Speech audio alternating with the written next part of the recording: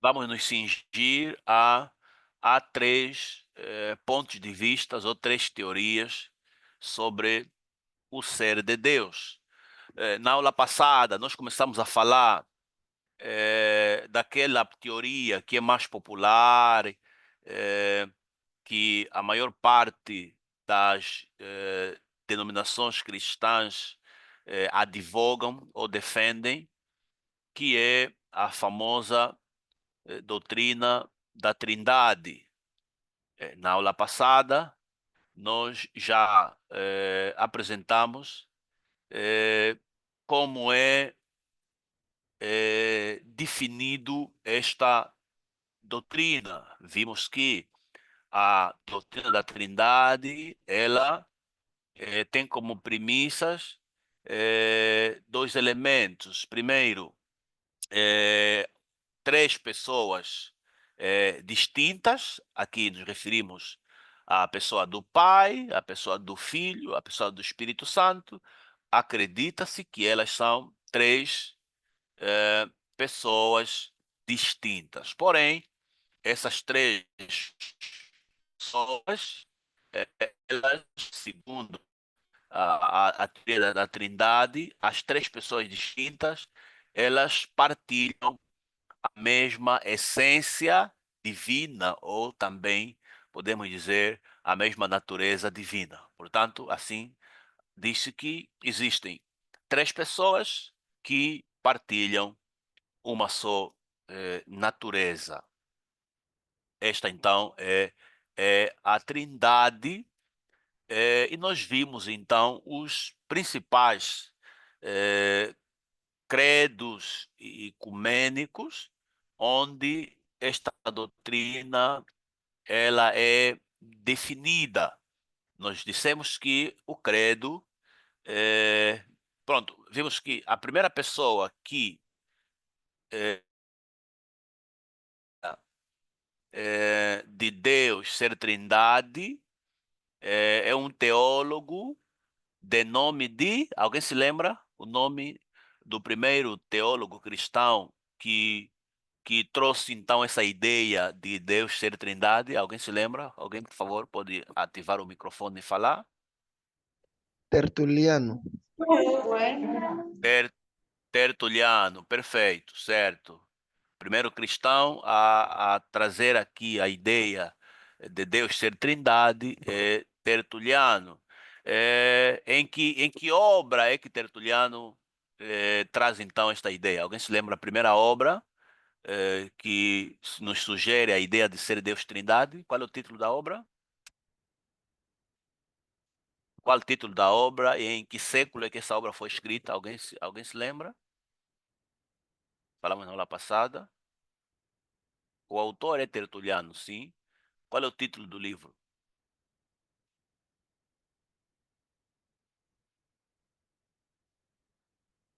Tem aqui alguém que estava na aula passada? Ou todos os irmãos não estavam na aula passada?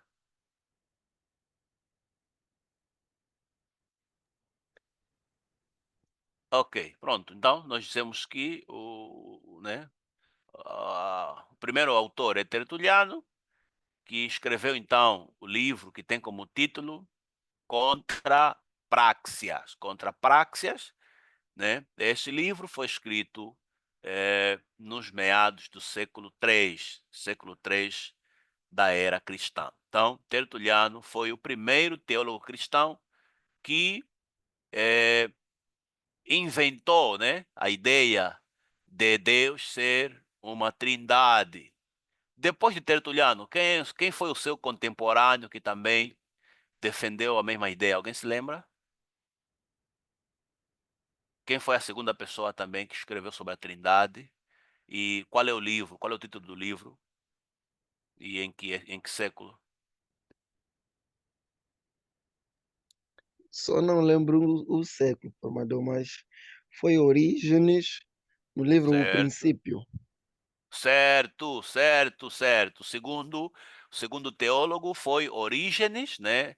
No seu livro que tem como título Os Princípios. Orígenes foi contemporâneo de Tertuliano. Isso quer dizer que ele também escreveu seu livro no século III. No século III. Muito bem. Muito obrigado. Agora, em termos de documentos, nós vimos os credos que descrevem a ideia da Trindade. Nós vimos o primeiro credo é o credo de Niceia, né? A seguir o credo niceno-constantinopolitano, né? Depois temos então o credo de Calcedônia e o último documento antigo é o credo de Atanásio. O credo de Atanásio. O credo de Atanásio, na verdade, é o último documento, né, oficial, onde então encontramos detalhado aquilo que nós chamamos de a doutrina da Trindade. Este credo de Atanásio é constituído por 40 artigos. São 40 artigos, todos os artigos descrevem, né, de forma detalhada aquilo que a tradição cristã denomina de a doutrina da Trindade. Daqui a pouco eu vou vos mostrar o credo, daqui a bocado. Vamos dar uma olhada juntos no credo. Mas então, este é o documento principal, atenção, irmãos, é o documento principal quanto ao assunto de Trindade, ok? O documento principal é o Credo de Atanásio. A maior parte das igrejas que defendem a tradição cristã, elas usam esse documento como base para ensinarem, né, aquilo que eles chamam então de a doutrina oficial sobre Deus, que é a doutrina da Trindade, ok? Ok, até aqui, irmãos, alguma pergunta, alguma dúvida?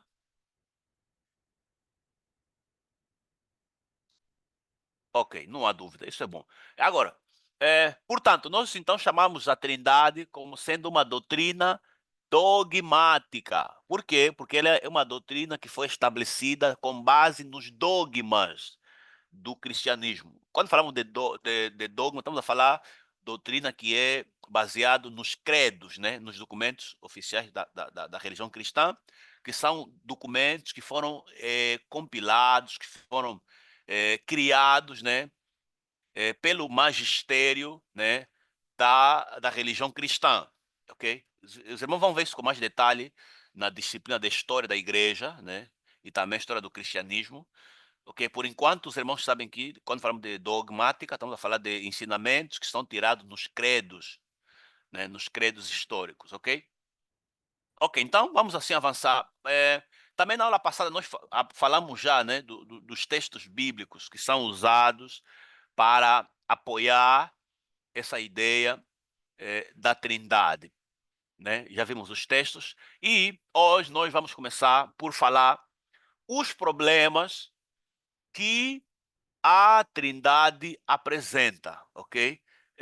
A Trindade, né? Pronto, apesar de ser a doutrina oficial do cristianismo, a doutrina que a maior parte das igrejas ensinam, defendem e professam, ela também apresenta sérios problemas.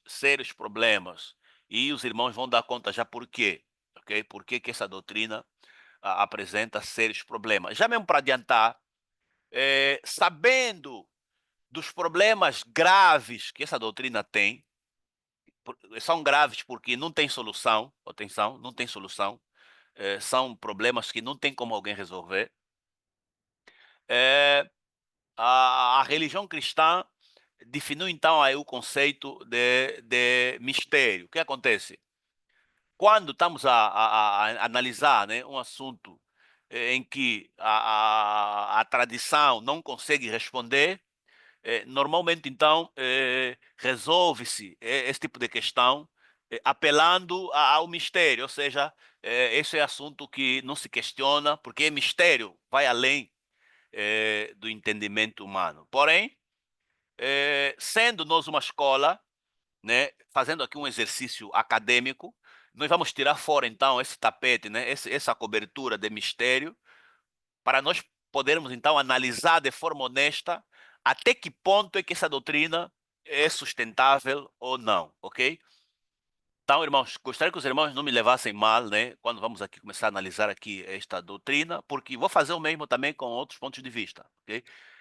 Pronto, é uma análise acadêmica para nos permitir, né, percebermos até que ponto é que essa doutrina é sustentável ou não. Então, já adiantei que a Trindade também tem problemas.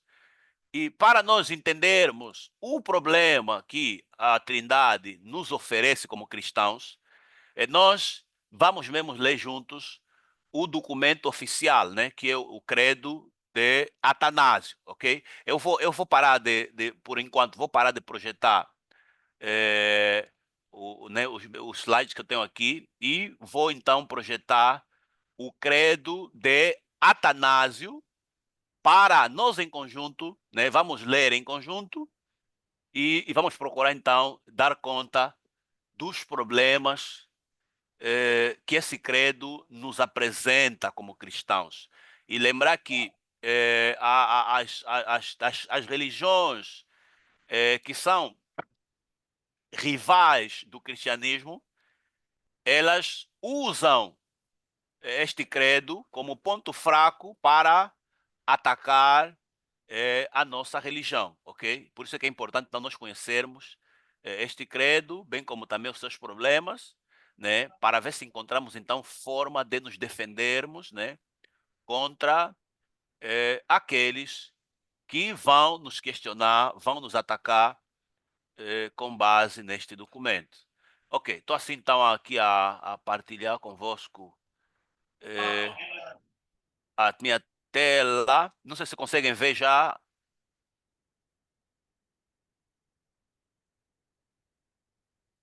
Alguém consegue ver a minha tela? Sim, sim, Amém. estamos a ver a Consigo ver. tela. Amém. Boa, boa, boa. Ok, então este é o credo de Atanásio, que é o documento oficial que retrata aquilo que todos os cristãos, para serem cristãos, na luz da religião, né, da religião cristã, para serem aceitos como cristãos, né, devem professar este credo, ok? Este credo que está aqui. Ah, eu vou assim começar a pedir a alguns irmãos para, né, nos oferecerem então leitura, né? O tamanho das letras estão boas ou vou aumentar? Não, não, o tamanho está muito pequeno. Está muito pequeno? Está muito pequeno. No meu Ok, ponto de vista, acredito que está melhor. ok, ok. Sim, porque aqui já estou no máximo. Se eu aumentar o tamanho, vai passar a tela, não vai. uh, Alguém consegue ler? Se não conseguirem, Sim, então sim, Sim, sim. eu Sim, consigo, sim. eu consigo. Ok, quem quer ler?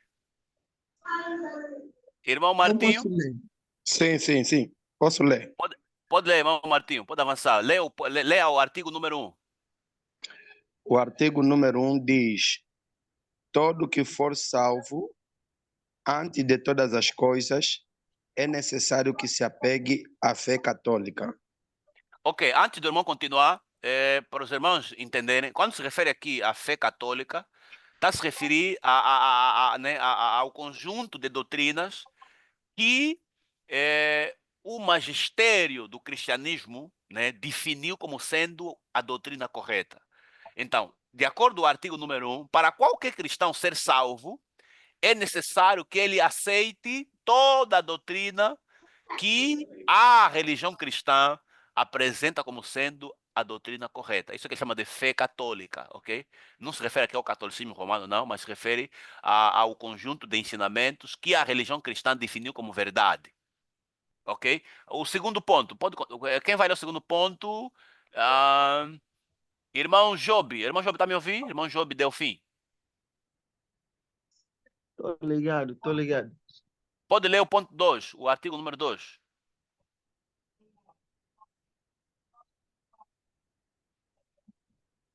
Ou não está conseguindo ver? Parece que o irmão está distraído. Quem quer ler o número 2? Posso Sim, continuar? o número 2. Ah, o irmão Oscar. Sim. Uhum, O ponto número 2 está a dizer: tal fé, se não uhum. guardada plena, imaculada, sem dúvida trará perdição eterna.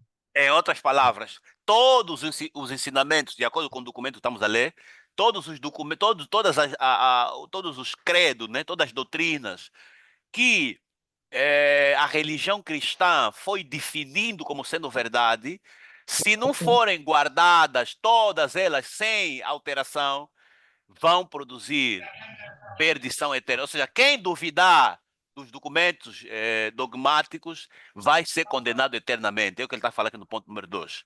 Ok? Ponto número 3. Quem vai ler o ponto número 3? Pode ser só eu, Pai do Senhor. Papai, você pode avançar, irmão Caleia. Caleia, né? Caleia, acho que é. Ok, calei. Sim, sim. Ponto número 3. Certo. E a fé católica é esta, que nós adoramos um Deus em Trindade e em Trindade na unidade. Ok, aqui no ponto 3, ele já começa a apresentar aquilo que chamam de fé católica, né? Tá aqui apresentar o primeiro ponto de fé, né? Que é, segundo o que diz aqui, né? Nós adoramos um Deus em Trindade e Trindade na unidade. Ou seja, aqui Deus é um em termos de essência, por isso é que ele diz que adoramos um Deus, e trindade, nesse caso três, em termos de pessoa. Ou seja, três pessoas unidas na única divindade. É o que ele diz aqui no ponto 3. Ponto 4, quem vai ler o ponto 4?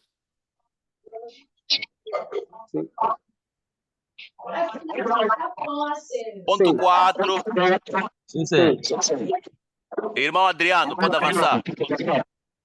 Sem confundir as pessoas, sem Uhum. dividir a substância. Não, só apertando. Teu irmão está fazendo confusão. Ok. Irmão Adriano, avança. Sim. Sem confundir as pessoas, sem dividir Uhum. a substância. Ok, em outras palavras, né? Mantém-se a definição das pessoas, ou seja, são pessoas diferentes, né? Pai é uma pessoa, o Filho é uma pessoa e o Espírito Santo é uma pessoa. Ou seja, não há confusão quanto às pessoas, nem tampouco quanto à essência, né? A essência é uma só. Ok. O ponto 5 vai ler o irmão Aníbal. Irmão Aníbal, pode ler o artigo número 5. Porque há uma pessoa do Pai, outra Uhum. do Filho e a outra do Espírito Santo. Ok, então está apresentado aqui a crença, reconhece que o Pai é uma pessoa, o Filho é uma pessoa e o Espírito é outra pessoa. Então são três pessoas distintas, né? Irmã Antonica, nos leia o artigo número 6.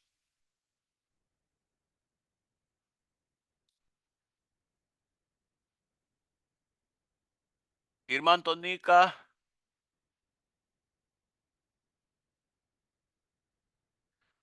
Ok, irmã Antonica parece que está distraída. Ah, está distraída ainda. Ok.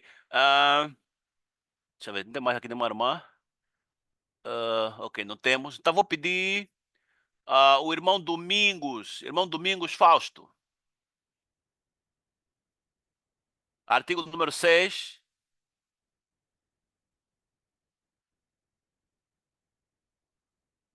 Irmão Mauete. Sim, me escuta? Sim, Alô? irmão Domingo. Sim, irmão Domingo, pode ler. Alô? Artigo número 6. Estou em linha. O artigo número 6 é: mas a trindade do Pai, do Filho e do Espírito Santo é uma só. A glória igual, a majestade, é, a majestade coeterna. Ou seja, a Como o Pai... divindade. Não, só o 6. Só pedir para ler o 6, né? Ele diz que a divindade do Pai, do Filho, do Espírito Santo é uma só. Ou seja, ele está querendo dizer que o Pai, o Filho e o Espírito Santo partilham a mesma divindade, ou seja, partilham a mesma natureza. Ok? Partilham a mesma natureza. Ok, para economizar nosso tempo, eu vou ler os demais pontos, os irmãos vão acompanhar, ok? O ponto é, tal é o Filho e tal é o Espírito Santo. Ou seja, o Pai é igual ao Filho, o Filho é igual ao Pai, o Pai é igual ao Espírito Santo, o Espírito Santo é igual ao Pai, igual ao Filho. Né? Ele diz que as três pessoas são iguais. No artigo 8, ele diz que o Pai é incriado, o Filho é incriado e o Espírito Santo é incriado. E ele continua: o Filho é incompreensível, o Espírito Santo também é incompreensível. No artigo 10, ele diz que o Pai é eterno, o Filho é eterno e o Espírito Santo é eterno. Agora, as contradições começam já no artigo número 11. Olha o que ele diz no artigo número 11. No entanto, não são três eternos, mas um eterno. Isso é contradição. O artigo 11 contradiz o artigo 10. Né? Porque no artigo 10 ele diz que o Pai é eterno, o Filho é eterno e o Espírito Santo é eterno. Se eu perguntar a qualquer pessoa, pode até ser criança, quantos eternos temos aqui no artigo 10? Quantas pessoas são eternas aqui no artigo 10? Logicamente falando.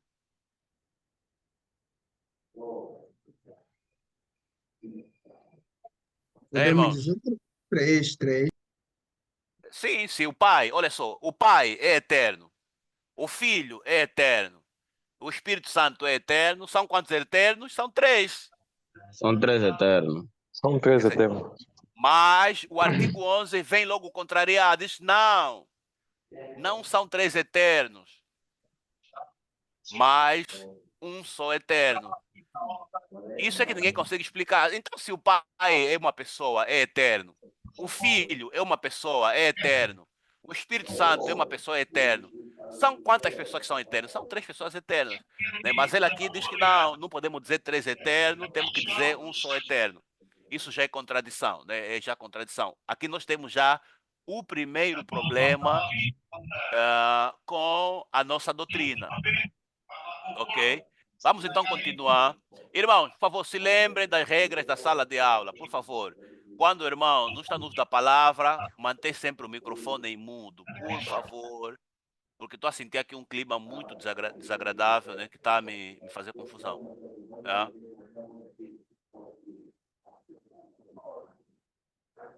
Irmão Paulo, por favor, coloque o microfone em mudo, por favor, por favor. Irmão Paulo Amaral.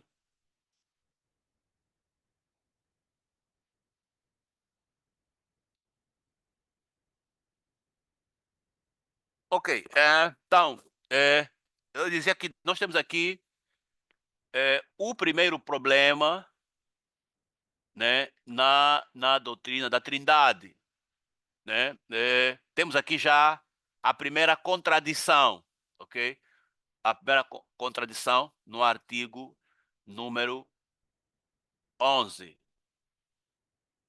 A segunda contradição está no artigo número 12,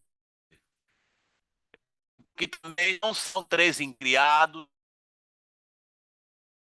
um incompreensível. Se nós virmos no artigo número 8 e artigo número 9, nós temos três incriados e nós temos três incompreensíveis. Porque ele diz que o Pai é incompreensível, o Filho é incompreensível e o Espírito Santo é incompreensível. Se nós usarmos lógica, né, nós estamos diante de três incriados e três incompreensíveis. Então, temos aqui mais uma contradição no documento, ok? A terceira contradição nós encontramos já no artigo 13. Ele fala assim, assim, do mesmo modo, o Pai é todo-poderoso. O Filho é todo-poderoso. O Espírito Santo é todo-poderoso. Esse é o artigo 13. No artigo 14, ele vem logo contrariar, vem meter uma contradição. 14. No entanto, não são três todo-poderosos, mas um todo-poderoso. Isso é contradição. O Pai é poderoso. O Filho é todo-poderoso. O Espírito Santo é todo-poderoso. Temos quantos todo-poderosos, irmãos? Aqui no artigo 13. Temos três. Três, Temos sim. três. Portanto, aqui o artigo 14 é uma clara contrariedade ao artigo 13, né? E a mesma lógica, os irmãos vão, depois continuam a ler, vão encontrar a mesma coisa, né?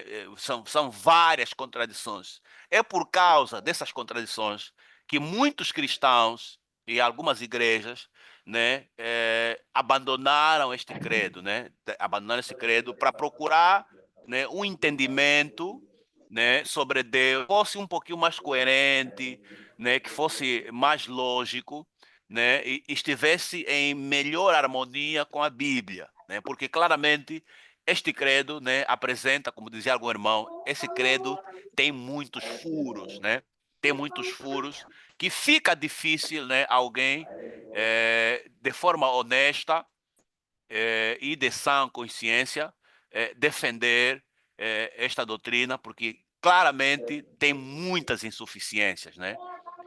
Ok.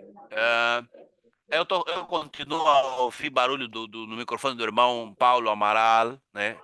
Que está me incomodando muito. Irmão Paulo, por favor, enquanto não estiveres a falar, põe o microfone em mudo. Assim o irmão, infelizmente, cria, infelizmente, interferência na sala e nós não conseguimos ter uma conversa saudável assim. E o pior é que eu não consigo aqui colocar o microfone do irmão em mudo, não sei por quê. Vou tentar.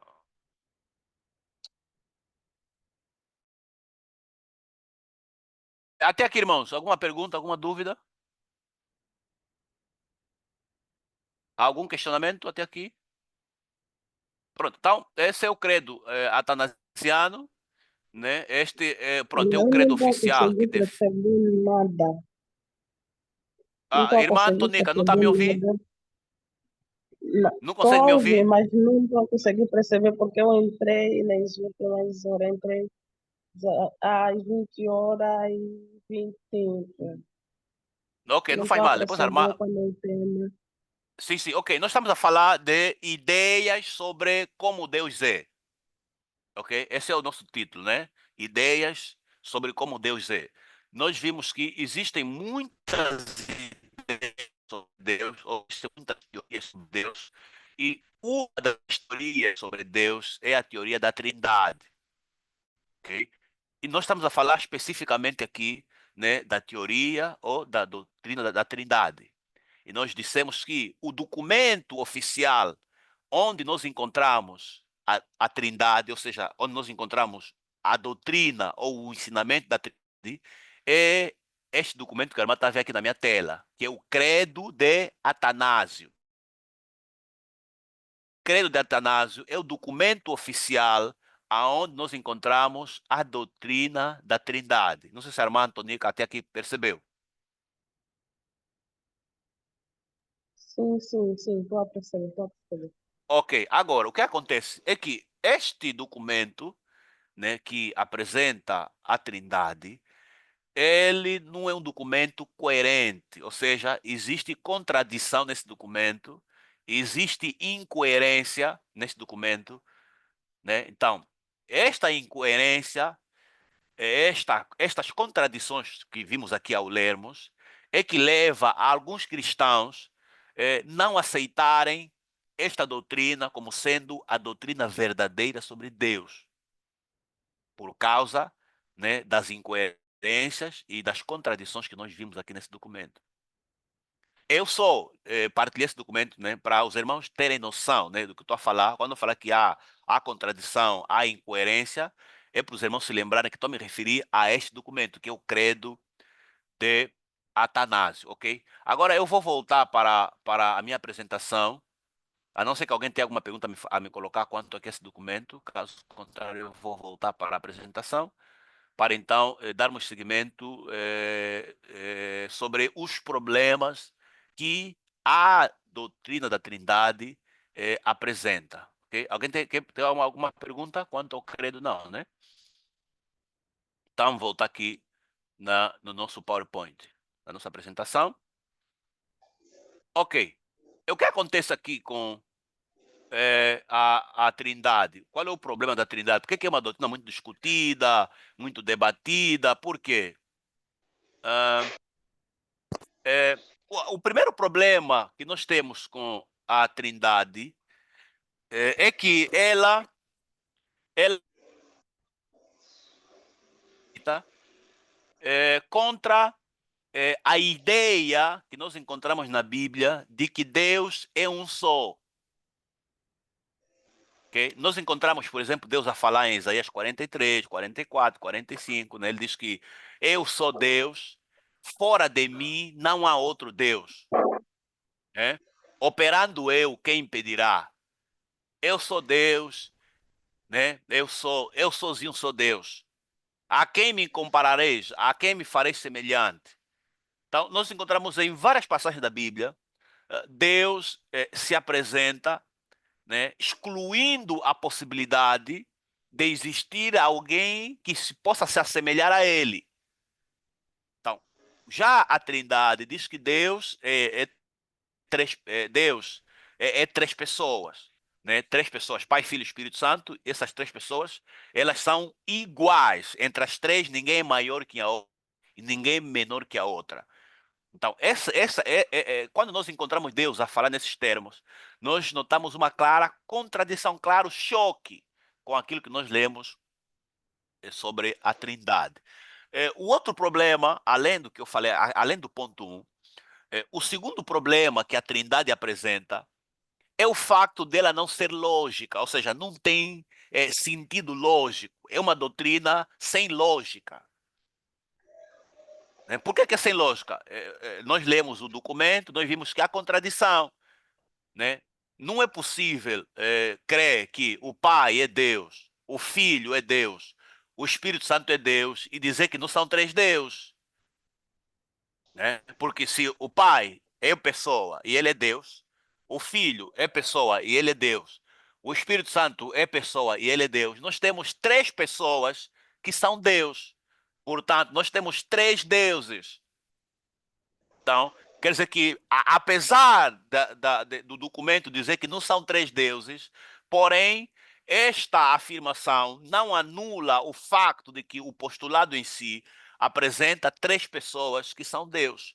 Portanto, não tem sentido lógico. Esse é o segundo problema. Não tem lógica. O terceiro problema com a Trindade é que ela é contraditória e incoerente. Ou seja, há contradição entre os pontos da Trindade e há incoerência. Não tem como você ser coerente, não tem como alguém apresentar a ideia da Trindade de forma consistente, de forma coerente. Não. Vai haver contradição entre um ponto e o outro, né? E nesse caso nós estamos então diante de incoerência. Ok? E o quarto problema e o último, né, para não ser muito extenso, porque existem outros, mas aqui eu trago só esses quatro. O quarto problema que a Trindade apresenta é o fato dela ser desconhecida, né? Ela era desconhecida pelos escritores da Bíblia e pelos autores da Bíblia. Ou seja, nenhum personagem da Bíblia conhecia a doutrina da Trindade. Nem Jesus conhecia, nem os apóstolos conheciam, nem os profetas conheciam, ou seja, nenhum personagem da Bíblia conhecia a Trindade. Ela é uma doutrina que foi criada a partir do século III depois de Cristo, né, e foi oficializada entre o século IV e o século V, ou seja, é uma doutrina que apareceu muito tempo depois da época de Jesus e dos apóstolos. Então, era uma doutrina desconhecida, né, nos tempos bíblicos, ok? Então, esses são os quatro problemas que a Trindade apresenta. Esses são os problemas que têm feito alguns cristãos fugirem desta doutrina né? E também esses são os problemas que normalmente a religião cristã procura esconder usando, né, o truque o truque do mistério, né? Você fala, irmão, mas como é possível, se o Pai é Deus, o Filho é Deus, o Espírito Santo é Deus, como é que não são três Deus? Não, não, irmão, isso é mistério, não se entende, né? Então, por estar, infelizmente, esta é a situação que todos nós, como cristãos, né, nos deparamos ao analisar a Trindade.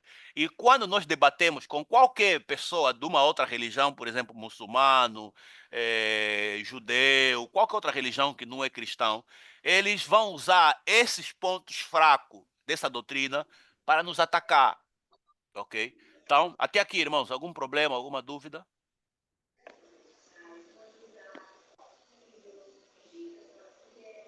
Perguntas e dúvidas quanto aqui aos problemas da Trindade? Ok, o silêncio quer dizer que os irmãos não têm problema, né? Entenderam? Entenderam o que acabamos de apresentar. Então, vamos agora apresentar outro ponto de vista, então. Vamos então ver uma outra doutrina, ou um outro ponto de vista, ou um outro entendimento sobre o ser de Deus, ok? Então, por causa mesmo dos problemas que nós apresentamos aqui, alguns cristãos, eles sugerem outras alternativas, né, quanto ao entendimento de como Deus é. E uma das alternativas que é apresentada é a doutrina ou a teoria do unicismo ou modalismo, né? Unicismo ou modalismo. Quero já adiantar aqui na turma que existem muitos irmãos, muitos cristãos, que fazem confusão entre unicismo e o trinitarismo. Eu já vi até pastores, né, a fazerem confusão, né? Ele diz que ele crê na Trindade, mas quando ele vem para se explicar, o que ele está a explicar é moraunicismo. Na Trindade, a Trindade diz que existem três pessoas diferentes, né, que partilham a mesma essência, ou seja, um Deus, né? Unicismo. O unicismo é a crença de que Deus é uma só pessoa, ok? Deus é uma única pessoa, mas tem se manifestado de modos diferentes. Atenção, de acordo com a teoria do unicismo, ela diz que Deus é uma única pessoa que tem se diferente. Ou seja, quando Deus decidiu vir criar o universo, ele se manifestou para a sua criação como sendo o Pai. Quando ele decidiu vir ao mundo para salvar os seres humanos, ele próprio se encarnou e veio ao mundo como filho. Para operar a regeneração na igreja, o mesmo Deus hoje, ele se manifesta como Espírito Santo. Em outras palavras, Deus é uma única pessoa, mas tem se manifestado de maneira diferente. E, normalmente, a analogia ou a explicação lógica que é apresentada para clarificar esta doutrina é mais ou menos o seguinte. Por exemplo, eu, né, Domingos Menezes, aqui na turma, os irmãos me chamam de professor. Né? Aqui sou professor. Mas, na igreja onde eu pastoreio, lá eu sou pastor. Na minha casa, diante da minha esposa, ela me chama de esposo, né? Para minha esposa, eu sou esposo. Para os meus filhos me chamam de papá, para eles eu sou o pai. Ou seja, não que eu seja várias pessoas, não, mas eu sou uma única pessoa que assumo papéis diferentes dependendo, né, a quem é que eu estou a me relacionar. Então, assim também ensinam, né, aqueles que defendem o unicismo. Eles entendem que Deus é uma pessoa, mas que tem se manifestado com papéis diferentes. Até aqui, irmão, não sei se os irmãos entenderam aqui a ideia do unicismo. Antes de eu apresentar, então, os textos bíblicos, né, que são usados para defender este ponto de vista. Alguma pergunta, alguma dúvida? Sim. Alô? Sim, estou a ouvir. Sim, sim. Eu não consegui perceber bem quanto à diferença entre a Trindade e o unicismo. Gostaria que o professor repetisse mais uma vez. Agradeceria. Ok, muito bem, irmão Mauete. Vou sim repetir. Também tenho aqui o irmão Mateus com a mão levantada. Sim, irmão Mateus, pode falar. Irmão Mateus, Quitambi, sim. Se tiver me ouvir, pode falar. Boa Irmão noite. levantou as mãos. Sim, boa noite. Como vai? Saúde, professor. Nós estamos bem, estamos bem. Amém, amém. A minha questão é o seguinte: como estamos a ver ali algumas teorias do credo, e eu gostaria de saber, pela experiência que o professor tem, já tem dado aula várias vezes, tem uma experiência vasta, queria saber qual é a visão pessoal do professor relativamente à Trindade. Ok, eu gostaria que o irmão, se o irmão prestar atenção e me deixar acabar, eu vou apresentar os três, né, as três visões, né, as três visões. Para cada uma delas, eu estou a apresentar aquilo que diz, né, a cada doutrina. Estou a apresentar, né, as bases, né, nesse caso, os textos que são usados para apoiar cada doutrina. E também estou a apresentar os problemas. Eu vou fazer isso para todas as doutrinas, né? Agora, depois, no final, eu vou fazer considerações finais.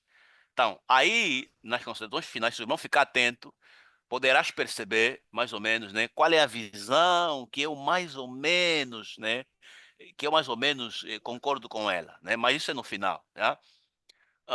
Irmão Francisco.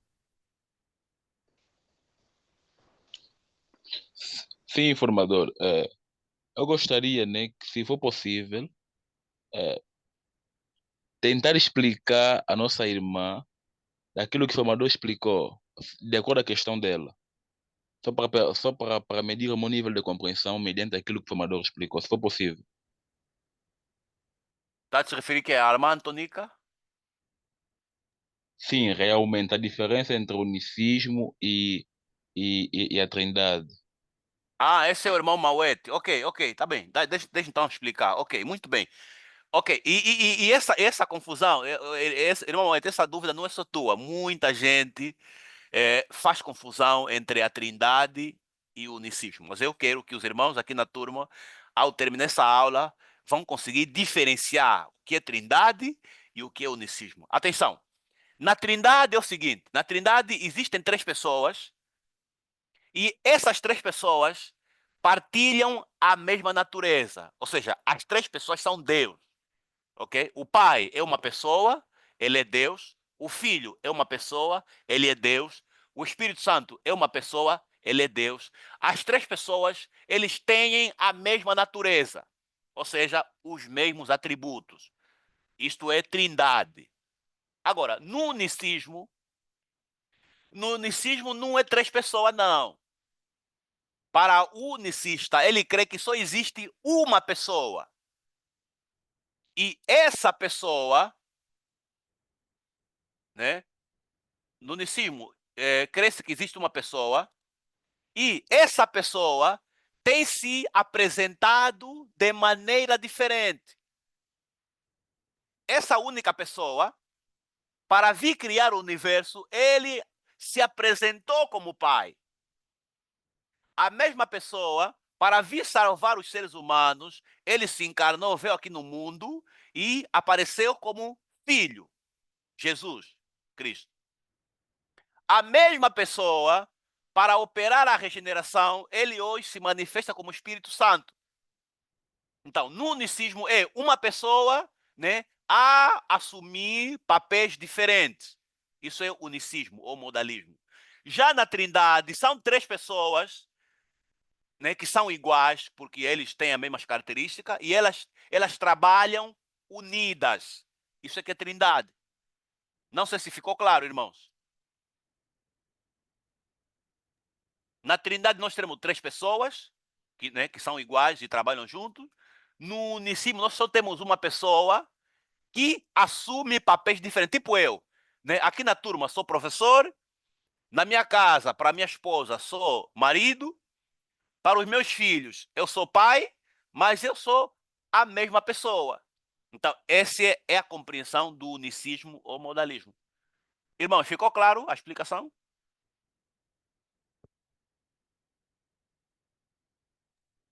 Sim, sim, ficou bem claro. Ok.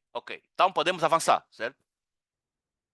Ou alguém quer mais algum esclarecimento adicional? Ok, então, penso que vamos avançar. O silêncio diz que os irmãos perceberam. Vou só ler aqui uma mensagem no chat.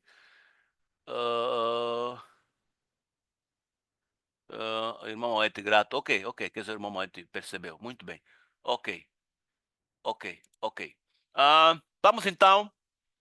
Agora vamos ver os textos bíblicos, né, que são usados para sustentar esta doutrina, né, para sustentar o unicismo.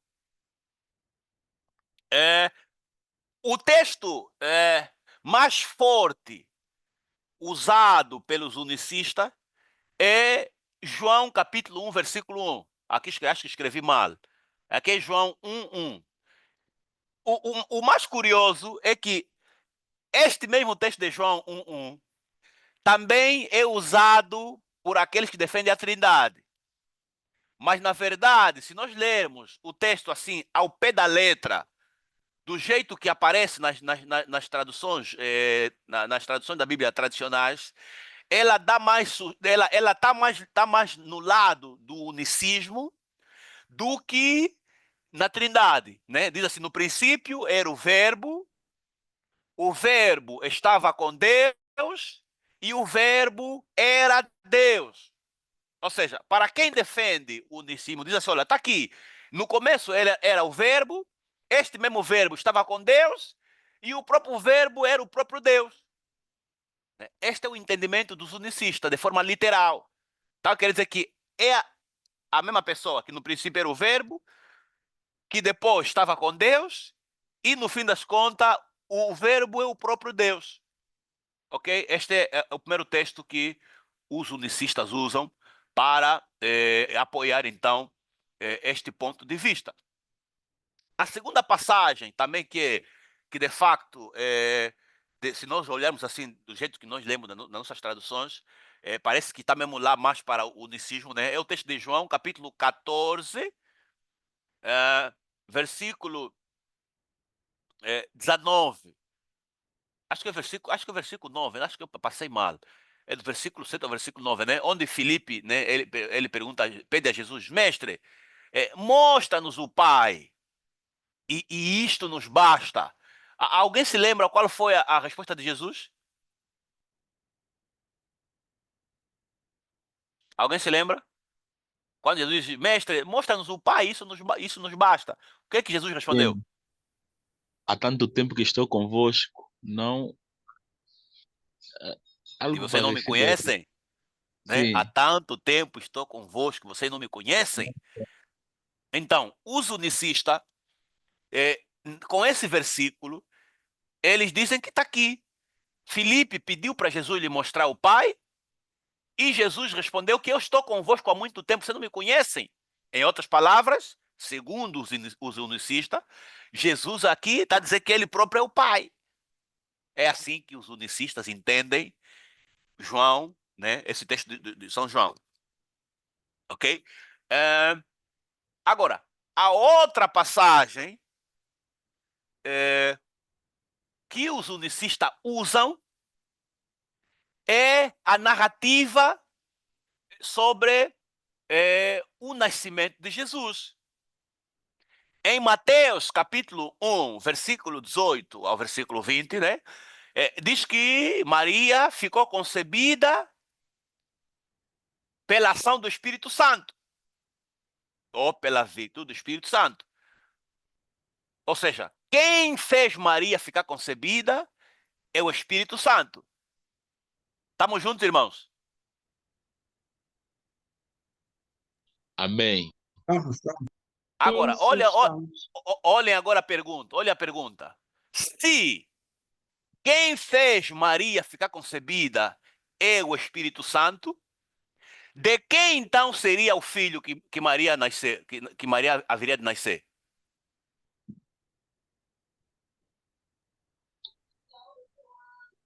Do Espírito Santo, nesse caso.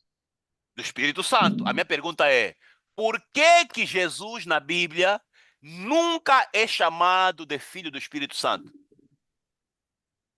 Se quem fez Maria ficar grávida é o Espírito Santo. Não, eu diria que o Espírito Santo esteve presente, sim, mas pela intervenção de Deus. Deus é quem estava a orquestrar, porque a palavra de Deus diz aí que descerá sobre ti o Espírito Santo que vai te envolver, porque mesmo o filho que você vai nascer será chamado Santíssimo, Filho do Altíssimo. O Espírito Santo só fez o trabalho o que o Pai orquestrou, nesse caso, que é Deus. Então, o Espírito Santo não teve muita interferência, assim como eu vou dizer. Não é que ele é que fez aquilo, ele foi só usado para fazer o plano que Deus tinha. Mas não é isso que o texto diz, irmão. O texto diz que ela ficou concebida, e João diz, o que está em ti é do Espírito Santo. Ou seja, foi a ação do Espírito Santo que fez Maria a concebida.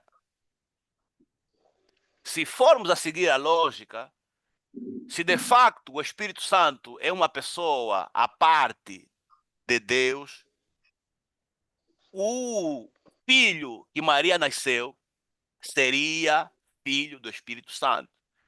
Porém, não é assim chamado. Então, segundo, atenção, aqui, isso é que os unicistas apresentam, atenção. Segundo os unicistas, na verdade, a expressão Espírito Santo é uma outra forma de se referir ao próprio Deus. Quando a Bíblia diz que quem fez Maria ficar concebida é o Espírito Santo, está querendo dizer que quem fez Maria ficar concebida é o próprio Deus. Por isso é que, segundo os unicistas, o filho que Maria nasceu é chamado de filho de Deus, porque o Espírito Santo é o próprio Deus, ok? Assim entendem aqueles que defendem o unicismo. Agora, para quem defende a Trindade, aqui não tem solução, não tem resposta aqui. Mas então, pronto, esses são em linhas gerais, os pontos principais que os unicistas, que também são chamados de modalistas, usam para defender, então, a teoria de que Deus é uma só pessoa que se tem manifestado de modos diferentes. Ok? Até aqui, irmãos, alguma pergunta quanto ao unicismo? A seguir eu vou falar dos problemas que essa teoria tem. Ok? Mas antes de eu avançar para os problemas, alguém tem alguma pergunta? Ok, não há pergunta, vamos avançar. Eu vi uma mão levantada. Sim, irmão Mateus. Professor, diante dessa explicação, me vem uma outra questão. A Bíblia diz que Jesus devia nascer da linhagem de Davi. Se é da linhagem de Davi, e tinha que ser a partir de Jesus, tinha que ser filho biológico de José. Nessa altura, como ficaria se é da linhagem de Davi e o filho não era de José? Será que mesmo assim classificamos Jesus da linhagem de Davi, não sendo filho biológico de José? Não, nessa perspectiva, ele não teve pai biológico, né? A única linhagem que ele podia ter é de Maria. Mas a Maria não era da linhagem de Davi, professor. Era. Como é que ficaria? A Bíblia diz que tinha que ser da linhagem de Davi. Se não era da linhagem de Davi, tinha que ser filho biológico, mas não foi biológico. Maria também é filha de Davi. Podemos, me faça né, nós temos uma cadeira que é doutrinas fundamentais e lá vou falar também sobre isso aqui, só para não perder a aula, mas lá vamos falar sobre isso, podemos falar sobre o facto, né, a linhagem real de Jesus, né? Senão vamos fugir do foco, irmão Mateus? Tá bom, tá bem. Tá Ok. bom, professor. Ok, boa. Vamos então avançar. Vamos agora ver então os problemas que o unicismo também apresenta, ok? Assim como nós vimos com a Trindade, né? Também expusemos os problemas da Trindade. Vamos fazer o mesmo também com o unicismo. Ok. Quais são os problemas que o unicismo apresenta? Pronto, eu colecionei aqui 4 problemas. Pronto, tem mais, mas para mim penso que esses 4 são suficientes, né? São suficientes. O primeiro problema, lembrar os irmãos que o unicismo diz que só existe uma pessoa, né? Uma pessoa, que é Deus, e essa uma pessoa, né, tem se manifestado de modos diferentes. Ou seja, a mesma pessoa é Pai, ele mesmo é o Filho e ele mesmo é o Espírito Santo, certo? Agora, onde é que está? Olha o primeiro problema. Se só existe uma pessoa, a pergunta é: a quem é que Jesus dirigia as suas orações? Visto que Jesus orava e repetidas vezes Jesus orava ao Pai. Então, se Jesus Cristo é mesmo que o Pai, então a quem é que Jesus orava? Porventura, é possível alguém orar para si mesmo, irmãos?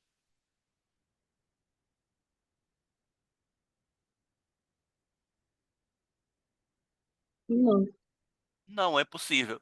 Então, este é o primeiro problema. não é possível. E todos aqueles que defendem o unicismo, eles fogem essas 4 perguntas, assim como a criança foge a seringa.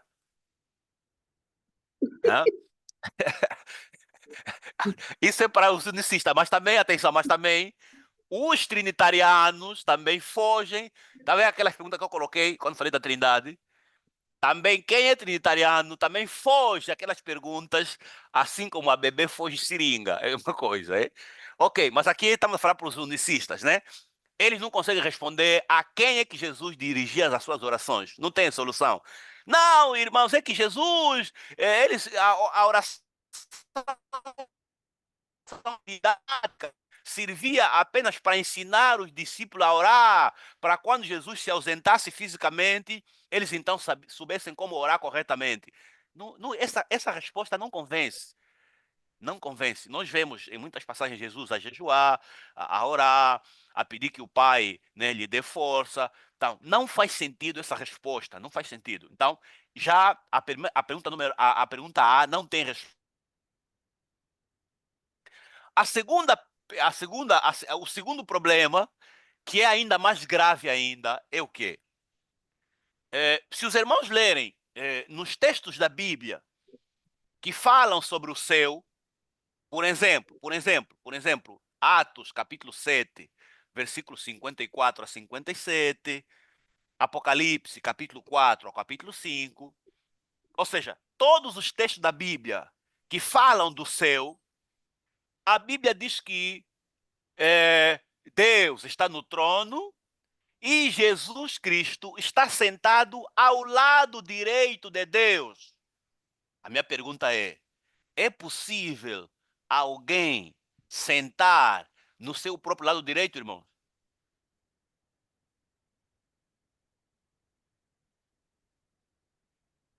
É Não possível? é É possível? possível. Não é Não é possível. possível que não. Não é possível. Se a Bíblia diz que Não é Se a Bíblia diz que Deus está no trono e Jesus está sentado ao lado direito de Deus, claramente está nos apresentando duas personagens diferentes. Uma que é Deus, que é a referência, está no trono, né? E a outra que é Jesus, que está ao lado direito de Deus. Então, também os unicistas não conseguem responder essa pergunta. Né? Como é possível, se Jesus é mesmo que é o Pai, é mesmo que é o Espírito Santo, então como é que ele está sentado ao lado direito de Deus? Não consegue explicar. Não consegue explicar. A solução é fugir, né? Procurar uma outra conversa para fugir. Agora, o terceiro problema, né, para aqueles que defendem o unicismo, é 3:16. Curioso, né? O texto mais famoso da Bíblia. É problema para quem defende o unicismo. Por quê? Olhem só. João diz assim, João 3:16. Porque Deus amou o mundo de tal maneira que enviou o seu Filho unigênito para que todo aquele que nele crê não pereça, mas tenha a vida eterna. Assim diz o texto. Antes de eu explicar, olha só como é que os unicistas leem esse texto. Eles dizem assim, Deus amou o mundo de tal maneira que não tinha mais ninguém para ele mandar. Ele próprio veio ao mundo como homem para salvar os seres humanos. Os unicistas explicam assim esse texto. Que Deus amou o mundo de tal forma que ele próprio veio ao mundo, se encarnou como ser humano para salvar o ser humano. O texto não diz isso. O texto não diz que Deus veio ao mundo. O texto diz que Deus enviou. Penso que os irmãos sabem o que é enviar, né? Uma coisa é vir e outra coisa é enviar. Né, irmãos? Quando se diz que Deus enviou, está querendo dizer que Deus não veio. Está querendo dizer que ele pegou um representante, né? Ele pegou um representante e mandou o representante para vir aqui na Terra, né? Para lhe representar. Né? Outra coisa interessante. O texto diz que Deus é aquele que amou o mundo de tal maneira que ele enviou alguém. Ok? Deus é o que amou e enviou. Só que o Deus que amou o mundo, ele delegou uma outra pessoa no seu lugar. Ok? Então, se Deus amou e enviou alguém, é possível alguém se enviar a si mesmo, irmãos? Não. Não é Não. impossível. Portanto, João 3:16 é uma pedra no sapato de quem defende o unicismo. Porque no texto diz que Deus amou o mundo e enviou seu Filho ao mundo. Não diz que Deus veio ao mundo. Então, se Deus enviou, quer dizer que tem que existir um que é Deus, que é aquele que enviou, e tem que existir o outro, que é o Filho de Deus, que foi enviado. Ok? Logo, quem veio aqui no mundo não é Deus, não. Quem veio ao mundo é o enviado de Deus. Eu não sei se isso é difícil lermos no texto, não sei se é difícil entender isso no texto, mas é muito claro, é muito fácil isso. O texto é muito claro, né? É tipo água cristalina, muito claro. Então, mas ainda assim, os unicistas tentam forçar, né, dizendo que não, o próprio Deus é que veio ao mundo em forma de homem, enquanto que a Bíblia diz que não, Deus enviou seu Filho ao mundo, né, para salvar o mundo. Agora, para fechar aqui nos problemas que os unicistas têm para resolver, que continuam a pesquisar para encontrar solução, né, é que se os irmãos lerem o livro de Apocalipse, do capítulo 1 ao capítulo 22, quando a Bíblia fala sobre a eternidade, a Bíblia diz que o reino será de Deus e do seu Cordeiro. Deus e o Cordeiro. Deus e o Cordeiro. Deus e o seu Filho. No reino de Deus estará o Pai e estará o Filho. Se estará o possível os unicistas dizerem que o Pai é mesmo que o Filho e é mesmo que o Espírito Santo. Então, claramente, não se coaduna, não se harmoniza Portanto, esses são os 4 piores problemas que os unicistas têm por resolver na sua teologia. Ok? As orações que Jesus fazia ao Pai, o facto de Jesus estar sentado ao lado direito de Deus, o facto da Bíblia dizer que Deus enviou seu Filho, e finalmente o facto de, na eternidade, o reino ser do Pai e também do seu Filho. Pronto, até aqui então acabamos de apresentar a doutrina do unismo. Vamos saber caso os irmãos tenham alguma pergunta quanto ao unicismo.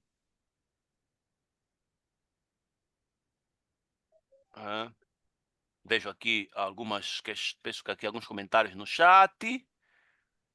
Irmão, amado filho de Deus, porque ok, já passamos.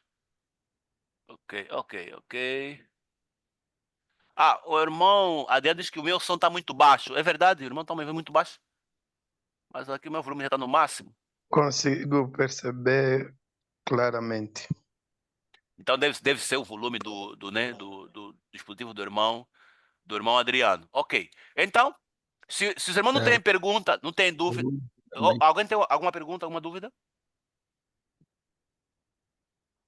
Ok, então se não tiver, vamos passar agora para o último ponto de vista, que é então o unitarismo, que também é chamado de unitarismo bíblico ou monoteísmo judaico. Ok? Vamos agora ver então o unitarismo bíblico, monoteísmo judaico. Eu vou só aqui abrir o vosso fascículo. Ok. Vou usar o vosso fascículo aqui.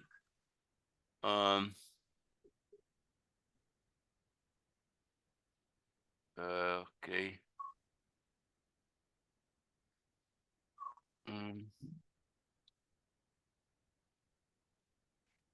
Ok. Não sei se já conseguem ver. Não sei se já conseguem ver a minha tela. Parece que não. Deixa eu fazer de novo. Partilhar. Cadê? Aqui, acho que é aqui.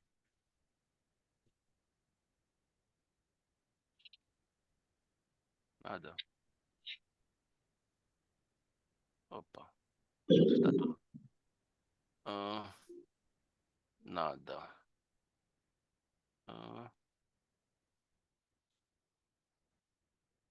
Não consegui partilhar a tela.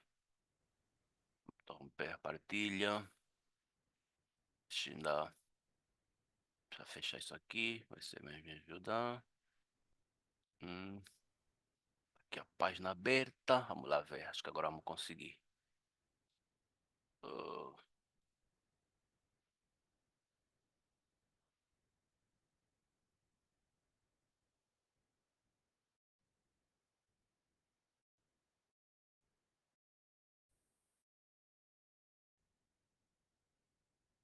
Opa. Alguém consegue ver minha tela?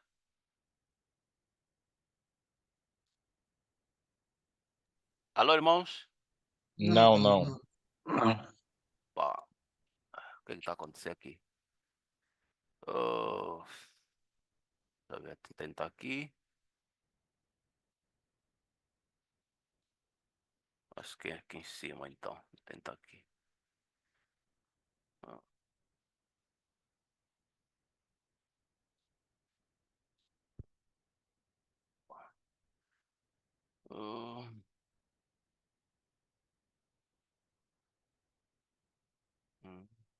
Documentos.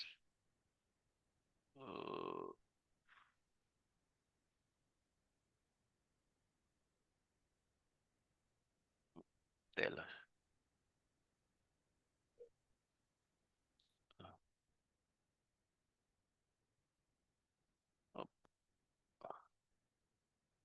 Opa, minha tela tá me dando finta. Não aparece até agora, irmãos? Não aparece até agora. Ainda não. Não, ainda até agora. Ok. Deixa eu ver o que eu faço aqui. cancelar isso. Vou cancelar isso.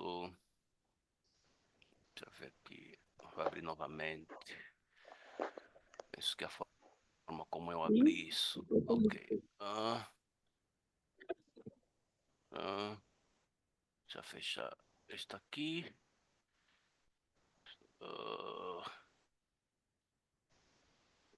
Ok. Penso que agora vou conseguir. Espero que eu consiga agora. Vamos lá. Ok. Ok.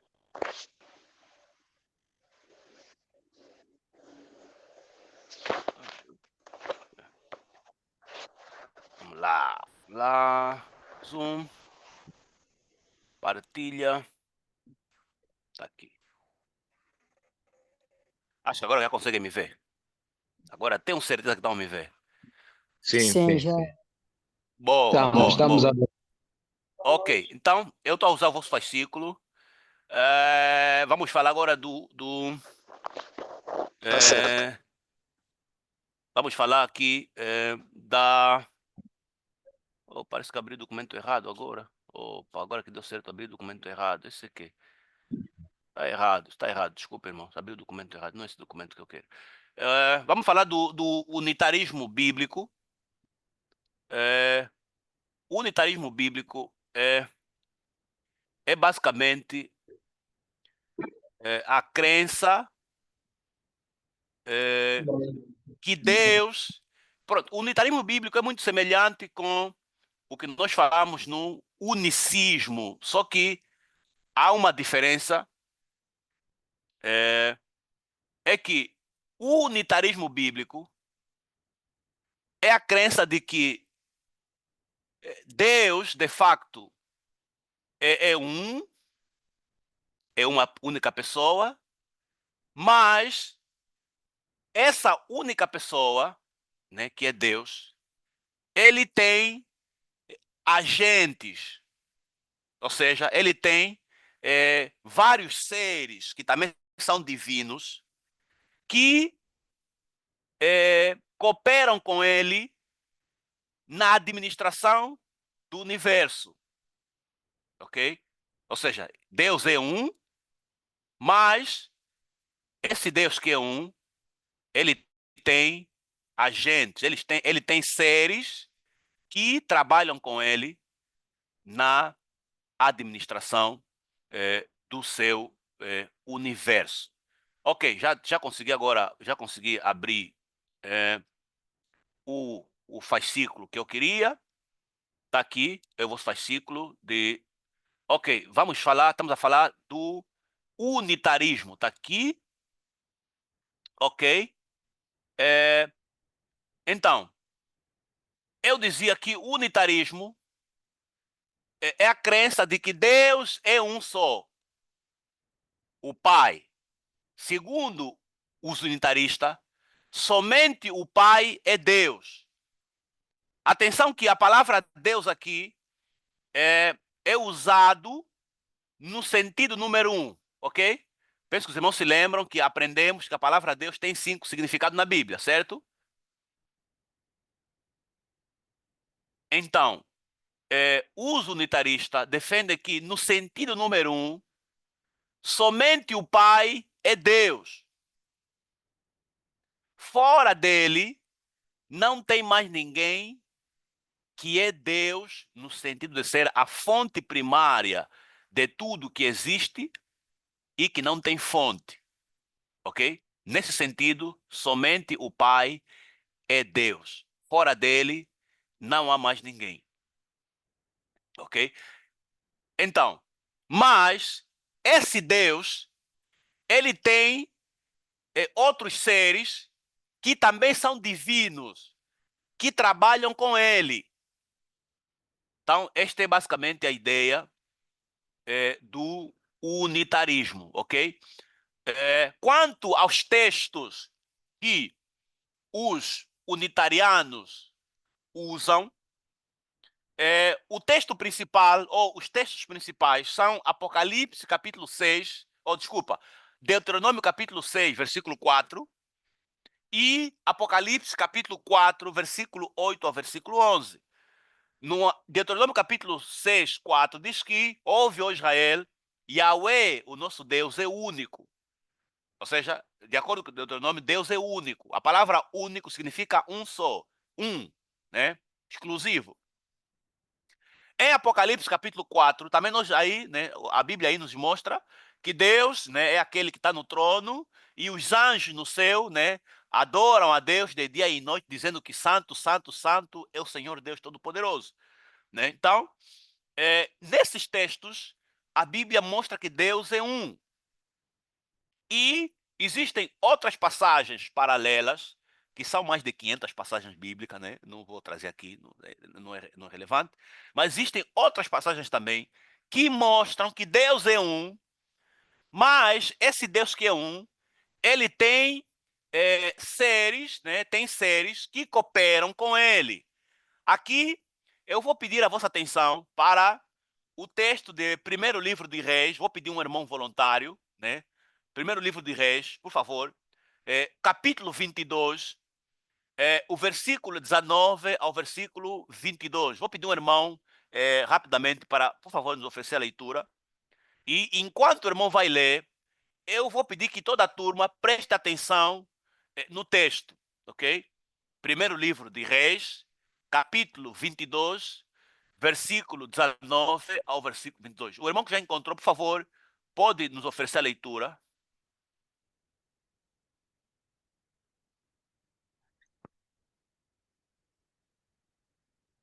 Diz assim a palavra de Deus. Uhum.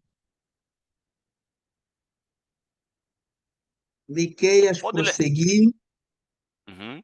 Miqueias prosseguiu, ouve, pois, a palavra do Senhor. Vi o Senhor assentado no seu trono e todo o exército do céu estava junto com ele, à sua direita e à sua esquerda. Perguntou o Senhor: quem enganará a Acabe para que suba e caia Ramote Gileade? Um dizia desta maneira e o outro de outra. Então saiu um espírito e se apresentou diante do Senhor e disse: eu o enganarei. Perguntou-lhe o Senhor: com que?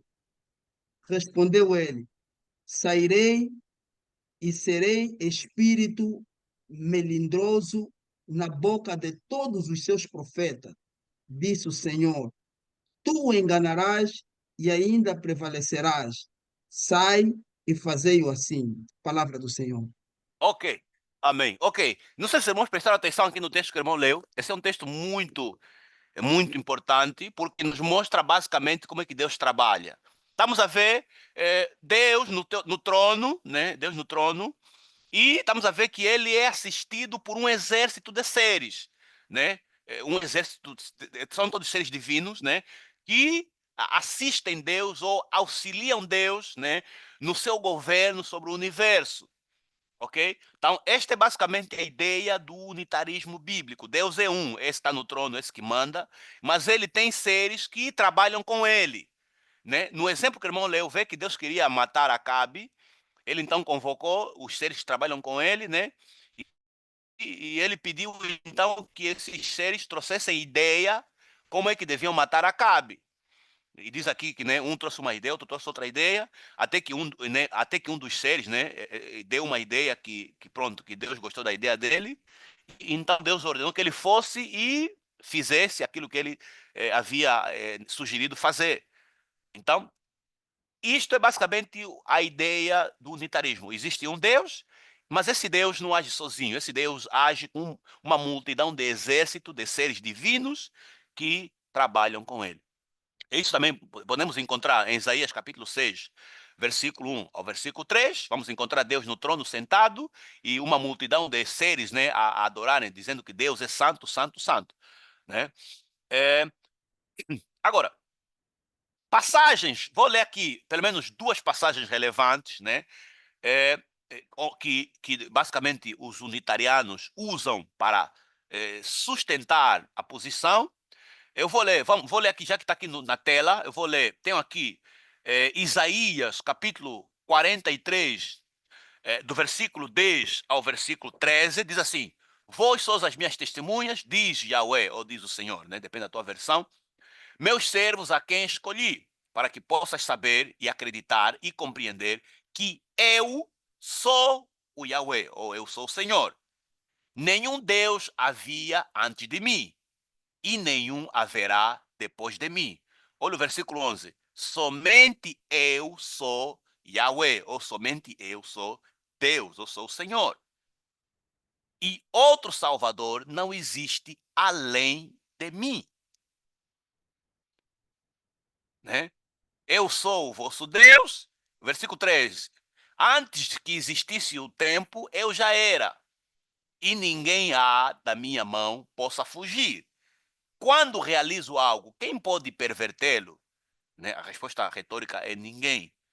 Então, são passagens como estas, né, que os unitarianos usam para dizer que na Bíblia Deus é um. E não é possível encontrar alguém que seja igualado a Deus. Porque ele diz que ele sozinho é Deus. E fora dele não há mais ninguém.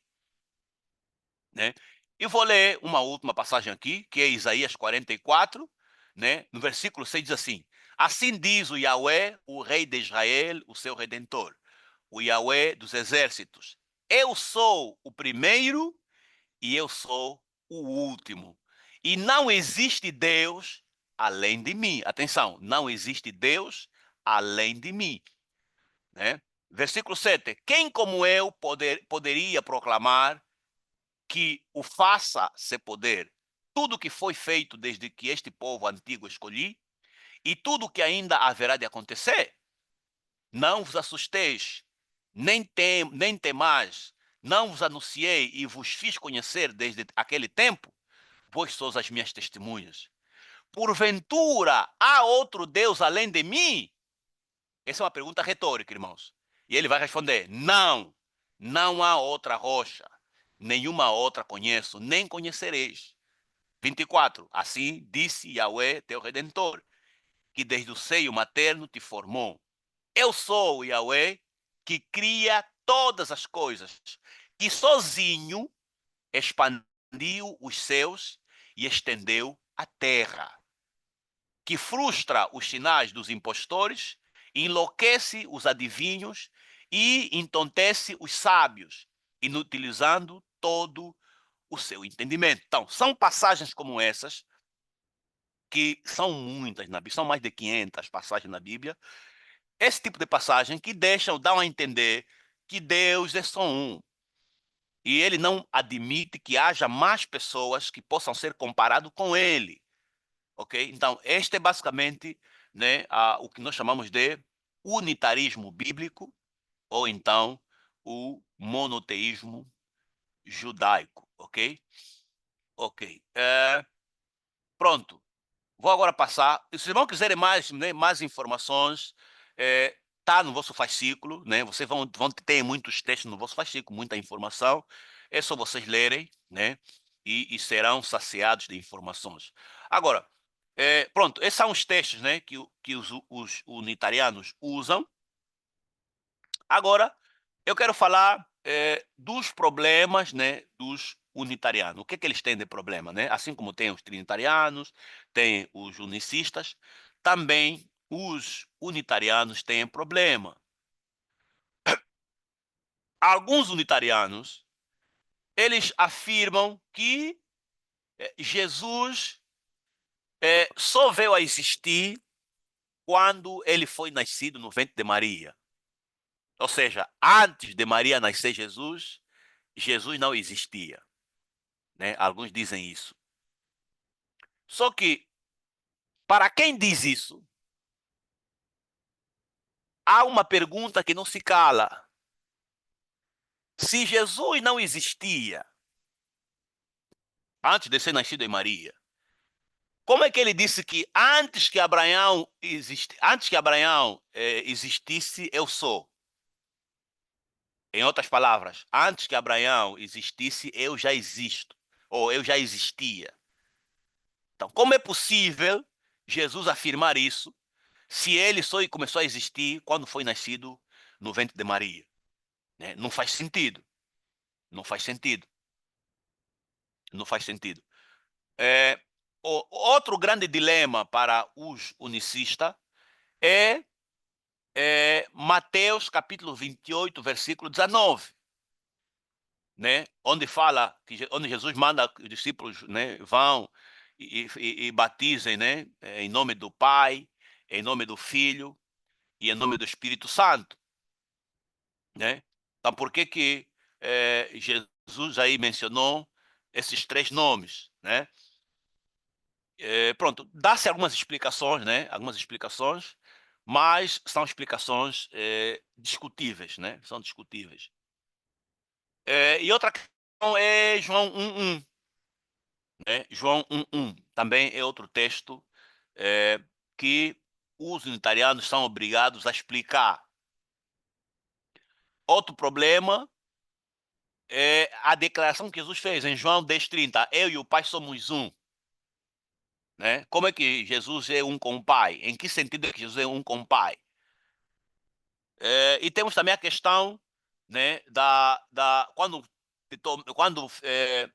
temos né, as palavras ditas por Tomé em João capítulo 20, versículo 28, né, quando Tomé, depois de ver as marcas né, dos pregos na palma de Jesus, né, ele soltou umas palavras e disse: Senhor meu, Deus meu. Né, também é uma questão que os unitarianos têm que explicar. E, finalmente, temos, então, a questão de Filipe, né? Então, se Filipe perguntou, Jesus, me mostra o Pai, isso nos basta. Jesus respondeu, mas eu estou convosco há muito tempo, até hoje vocês não me conhecem. Né? Como é que deve-se entender, então, esta passagem bíblica? Pronto, são basicamente os problemas, né, que né, aqueles que defendem o unitarismo precisam esclarecer, ok? Dito isso, não sei se alguém tem alguma pergunta, vou já passar então para as considerações finais. Né? Vou já passar aqui para as considerações, para nós fechar já a nossa disciplina. Alguém quer me colocar pergunta antes de eu fazer considerações finais? Ou é melhor eu primeiro apresentar as considerações finais para depois o irmão perguntar? Acho que é melhor, né? Acho que é melhor eu fazer já as considerações finais e depois os irmãos, então, podem me bombardear com perguntas. Pode ser, né, irmãos? Sim, pode ser. Amém. Ok, então vamos lá, nas considerações finais. Pronto, vimos aqui, vimos 3 pontos de vista, né? Vimos o trinitarismo, vimos o unicismo e também vimos o unitarismo. A pergunta que não se cala é: quem é que está a falar a verdade? Né? Qual é a doutrina? Qual é a teoria? E melhor se enquadra. Qual é a teoria que faz sentido, que é mais fácil, que tem menos problemas e os seus problemas podem ser resolvidos? Essa pergunta eu não vou responder. Vou deixar para mas eu vou trazer aqui dados, né? Dados bíblicos que devem nos servir de guia. Ok? Ok. Independentemente de qual for a posição que o irmão tiver a defender, existem alguns pressupostos bíblicos que não temos como fugir deles. Ok? E o primeiro pressuposto bíblico é que Deus é um só ser. Ok? O Criador do universo, a fonte primária de tudo que não tem fonte, ele é um. Isso é um facto. Agora, a questão é qual é a relação entre Jesus e Deus? Jesus é Deus ou não é Deus? Pronto. Se nós considerarmos aquilo que nós aprendemos aqui nessa disciplina aqui, vimos que a palavra Deus tem 5 sentidos. Podemos dizer que Jesus é Deus no sentido de ser divino, ele é divino. Podemos dizer que Jesus é Deus no sentido dele ser representante autoritário de Deus. Podemos dizer que Jesus é Deus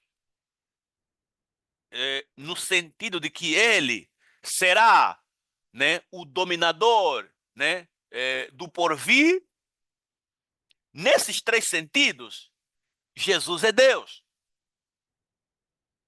Agora, o ponto que fica, de facto, claro, é que não é possível nós enquadrarmos Jesus no sentido de ser ele a fonte primária de tudo que não tem fonte. Não temos como enquadrar isso, porque Jesus tem fonte, Jesus tem pai. Né? Jesus assumiu que Deus é o pai dele, que ele não fazia nada com a sua própria força, mas tudo que ele fazia pela autoridade que ele recebeu de Deus. Jesus assumiu ter limitações. Okay? Isso são dados que nós temos nas Escrituras. Outro dado importante nas Escrituras é que Jesus, aqui na Terra, né, depois da sua encarnação, foi sepultado. E, ao terceiro dia, o Pai, nesse caso que é Deus, teve que ressuscitar Jesus dos mortos.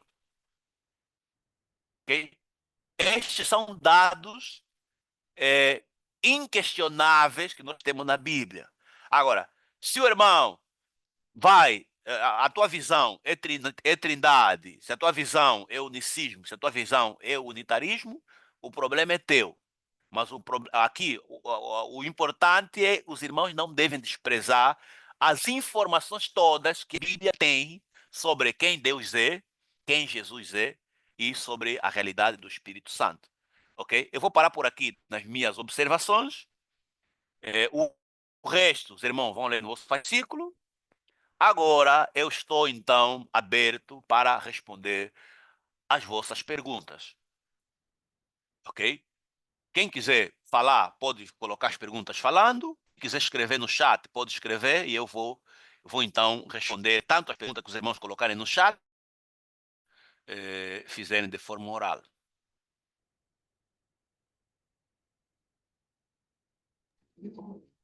Aleluia, Ok? Pai do Senhor. Amém. Bem, eu tenho acho que é duas questões, prof. A primeira questão é quando falou-se aí sobre Deus, sobre unitarismo, né? E diz que Deus é uma pessoa com vários seres.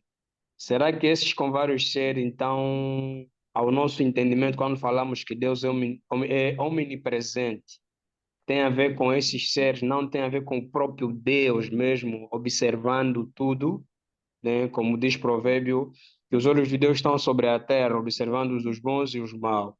Então, quando falamos que Deus tem esses seres, então não é, por exemplo, a observar em tudo, mas uma informação que se calhar recebe por parte desses seres. Não necessariamente, Não sei né? se posso meter mais. Percebi a tua Não pergunta, sei se mas posso... acho que é melhor fazer. Para eu não esquecer, faz uma, vou responder, faz a outra, né? Fica mais fácil assim. Amém, amém, amém. Sim, os unitarianos também creem na omnipresença de Deus. Ou seja, eles creem que Deus está presente em todo lugar ao mesmo tempo. Né?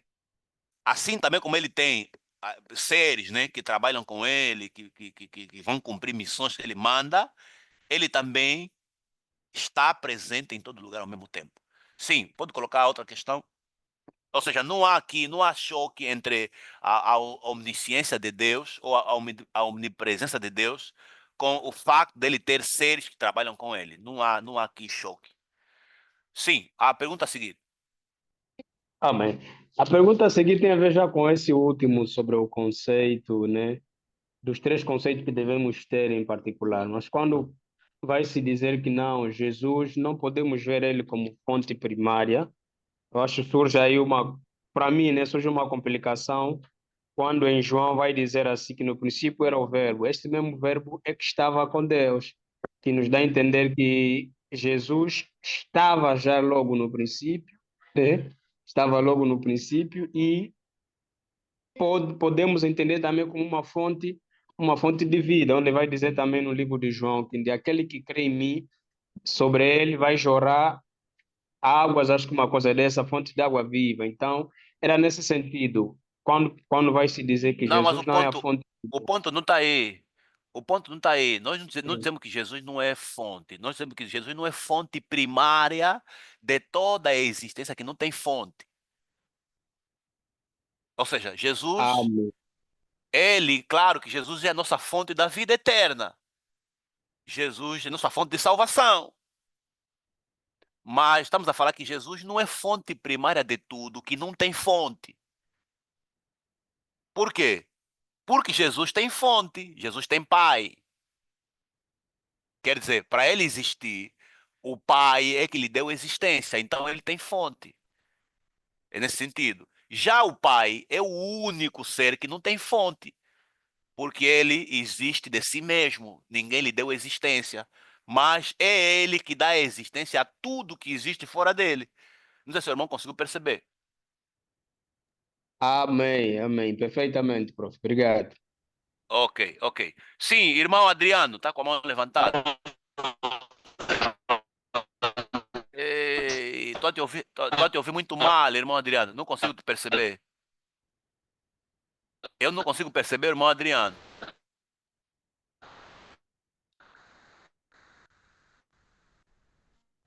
Alô, alô, irmão Adriano, o teu sinal está muito mal. Seria bom, irmão, procurar mudar de posição, né?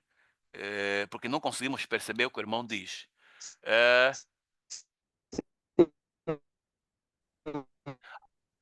Acho que é melhor, irmão, escrever. Irmão, teu sinal está muito mal. Penso, é melhor escrever. Escreva no chat. Irmão Adriano, escreva no chat e eu vou ler. Alô, irmão Adriano.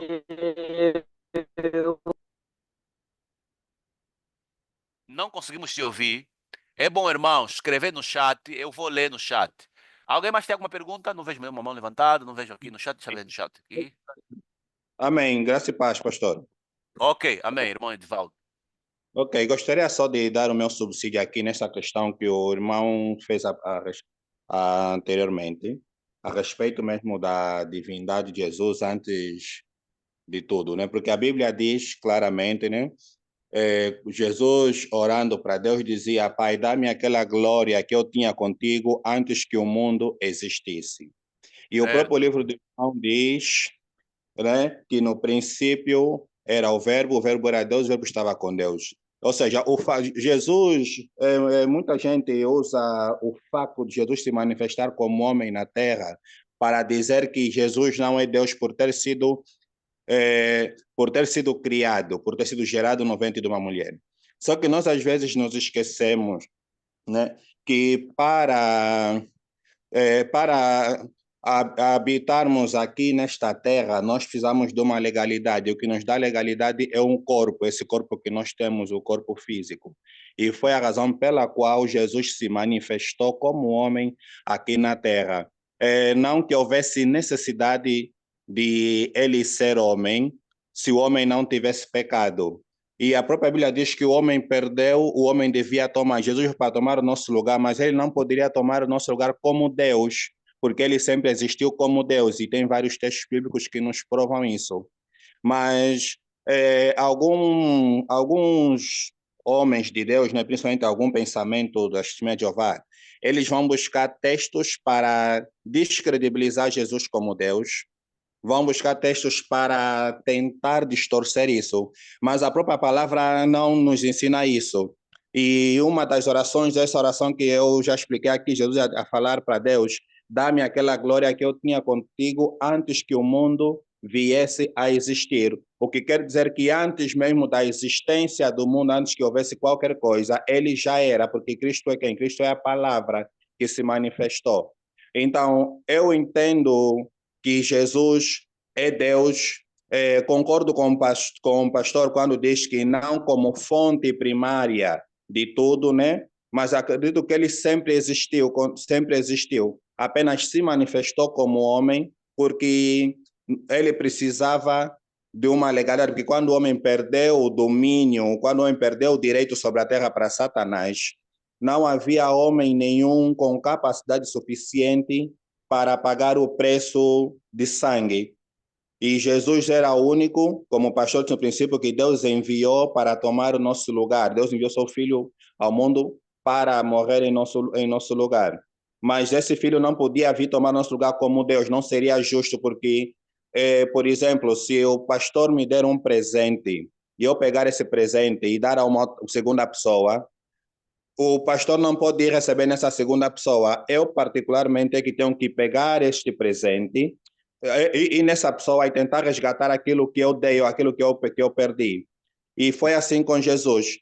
Não podia vir tomar o domínio de volta como Deus, porque o diabo ganhou de forma legal, tudo bem que ele enganou, mas foi legal, e era necessário que ele viesse como homem.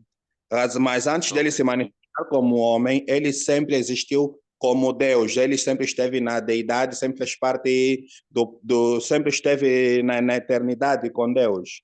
Então, o meu pensamento é mesmo do trinitarismo, que Deus, Pai, Deus Filho e Deus Espírito Santo sempre existiram antes mesmo que o mundo fosse criado.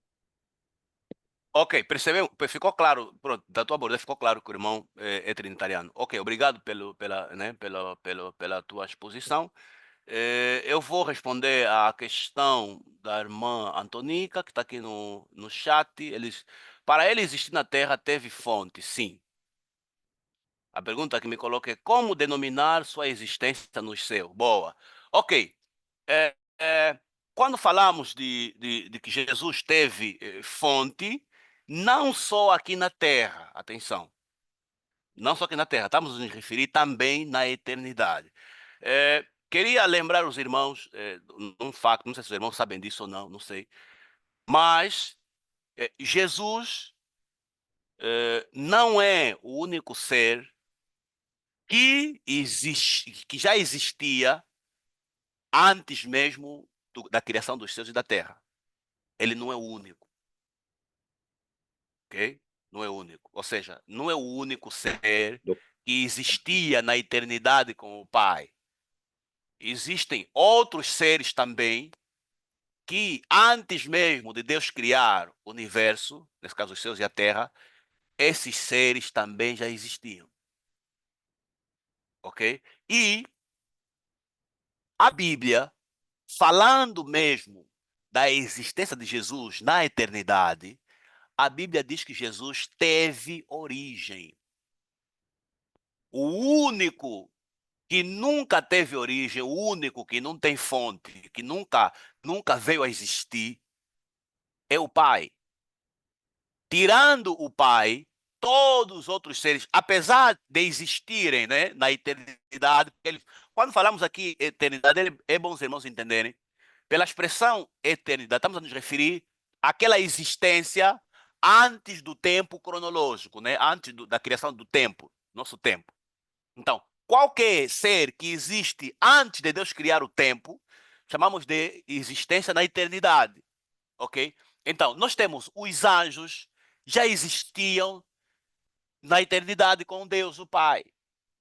Assim como também Cristo já existia. Só que o facto de os anjos e Cristo já existirem na eternidade com o Pai, não quer dizer que eles não têm origem. Provérbios capítulo 8, versículo 21 ao versículo 30, aí fala claramente sobre a existência de Cristo na eternidade. E ele diz que antes dele criar os céus e a terra, eu fui gerado. Antes dele estabelecer os fundamentos da terra, não sei o quê. Deixa claro aí que o verbo, nesse caso, a sabedoria de Deus, que é Cristo, que é o meio que Deus usou para criar as coisas, foi gerada por Deus. Quer dizer que em algum instante na eternidade, o Pai gerou o Filho. Só por isso é que ele é filho. Porque caso contrário, não seria filho. Só é filho quem foi gerado por alguém. E também só se torna pai aquele que gerou. Temos aqui,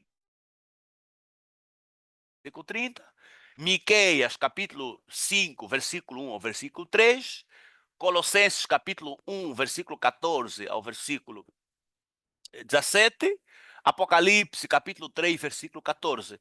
Todos esses textos mostram claro que Cristo teve sim origem lá na eternidade, ok? Só que Paulo diz que Cristo, ele é o primogênito de toda a criação, ou seja, é o primeiro gerado por Deus antes de qualquer outra criação.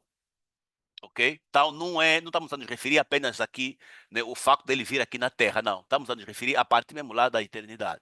Ok, tenho aqui o irmão Aníbal com as mãos levantadas. Sim, irmão Aníbal, tens tempo para colocar tuas questões? Muito obrigado, senhor professor. Eu estou aqui estava com algumas questões, mas uma é essa que o pastor já acabou de falar com relação ao termo eternidade. Porque Ok. o conceito que eu estava assim a buscar de eternidade é algo eterno mesmo, algo que é Ah, eterno. por isso, Ok, por isso, por isso que vai encontrar a Bíblia fala da eternidade. Por quê? Porque uma coisa é existe na eternidade e outra coisa é você ser de eternidade a eternidade. São diferentes. ok. E o único... Agora, Aham. a outra questão que eu estou aqui também é quando estava-se a falar do unitarismo e o professor Sim. falou, né, no caso de como pode alguém aparecer ou dizer que antes de Abraão existia ou já existia. E pronto, me cria assim uma outra questão, porque sendo Jesus Deus, e ele, nós vimos as maneiras de como o sentido de nós representar, ou de nós falar, ou definimos a pessoa de Deus, pela representatividade, pela representatividade, eu acho que é possível. Pela representatividade é possível, sendo ele vindo representar o Pai, ele pode existir mesmo antes, porque fica já difícil entendermos quando é que Jesus estava a falar dele próprio e quando é que ele estava a falar do Pai, porque houve momentos que quando ele perguntava ao Pai, ele dizia, não, eu estou convosco muito tempo, vocês não me conhecem. Estás a ver? Então, eu fico assim um bocadinho, pronto, a tentar me questionar quando é que Jesus se identifica mesmo, quando é ele, quando é que ele está a representar o Pai. Ok, irmão Aníbal, queres para eu te explicar em que sentido é que ele disse que estou convosco há muito tempo, vocês não me conhecem? Ou eu não percebi o que é que você quer para eu explicar?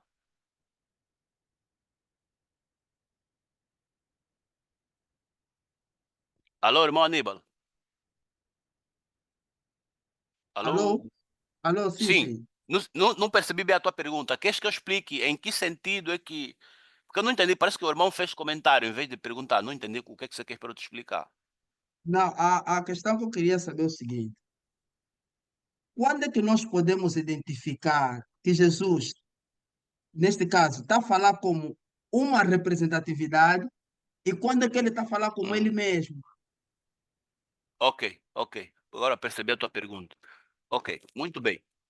Eh, O que acontece, irmãos? Nós vimos, né, três pontos de vista sobre Deus, e claro, dependendo como é que o irmão entende Deus, vai definir a tua compreensão de outros textos bíblicos, né? Eu, pessoalmente, né, das três visões que apresentamos aqui, eu me identifico mais ou menos com a última visão, né? A última visão, que é o unitarismo bíblico. Para mim, é o que tem menos problema. E os problemas que essa visão tem pode ser explicado de forma fácil. Por exemplo, a questão que o irmão Aníbal colocou, né? Em que sentido que Jesus disse, como é que vamos entender que ele está falando do Pai ou está falando de si mesmo? Jesus, enquanto esteve aqui na Terra, ele não veio fazer a sua vontade. Ele sempre fez a vontade do Pai. Os ensinamentos, as palavras, as obras que ele fez são obras que o Pai lhe deu para ele fazer aqui na Terra.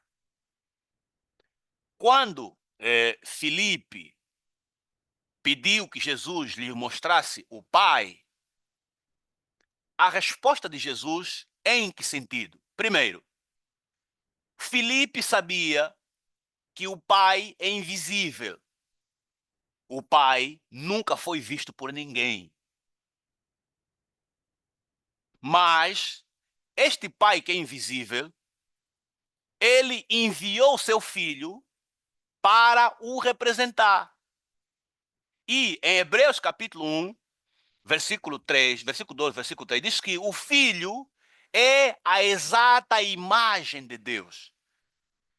Ou seja, Cristo representa fielmente quem Deus é, de tal forma que se nós darmos ouvido a Cristo, se nós entendermos quem Cristo é e aquilo que ele nos fala sobre o Pai, isso é sinônimo de conhecermos o Pai. Então, quando Filipe diz, Jesus, mostra-nos o Pai e isso nos basta. Eu estou falando, ô Filipe, eu há tanto tempo estou com vocês a vos ensinar sobre o Pai, a vos mostrar as obras do Pai, ainda assim você me pede para te mostrar o Pai? Então, aí o sentido das palavras de Jesus é nessa perspectiva. É no facto de que Jesus falava sobre o Pai, Jesus dava revelações que ele trouxe do Pai e que, dando ouvido àquilo que Jesus falava do Pai, era sinônimo de conhecer o Pai. Então, aí o ver o Pai, né, aí a palavra ver, está a ser usada no sentido de compreender a respeito do Pai. Ok? Essa é uma explicação que é razoável, né? Que, olhando no texto, faz sentido. Faz sentido. Agora, outra questão, por exemplo, que pode se colocar, né, contra a visão do unitarismo, né, é aquela que eu adiantei. Como é que Jesus disse,